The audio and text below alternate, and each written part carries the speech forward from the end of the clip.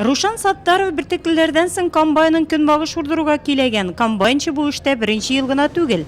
Биртеклелерге караганда айырмасы бар ди ул. Комбайннарның тизлеге зур, шуңа ишарәләве. Зерновой культуралар урдырганга караганда көнбагышны урдырырга жеңилрәк.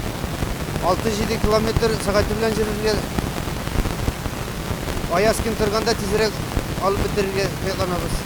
Икенче комбайны кул алмашы белән Рәис Мингалимов иярлей. Эшне тиз тотарга тырышканнар. Көннәр аяз торганда 2 сменада эшләгәннәр.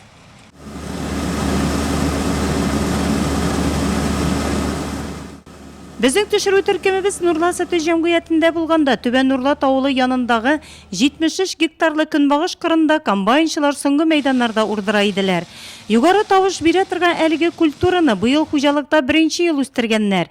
4 төрле гибрид Алтаир, Меркурий, Факел һәм Авангард сортларны чәчкәннәр. 1 гектардан уртача 20 центнер уңыш чыккан. В этом году Быел без көнбагышны 1000 гектарда үстердек. 2 көнбагыш урдыру җайланмасы сатып алдык.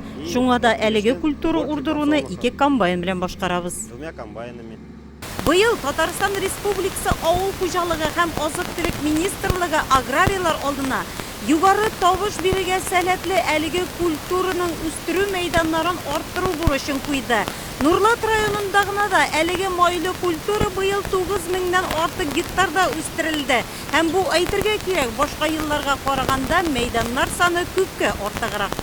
Урдырылган шимал турдан-туры Казанның май сагу заводына озатыла. Хуҗалык җитәкчелеге белдергәнчә 1000 тоннадан артык көнбагыш орлыгы алганнар.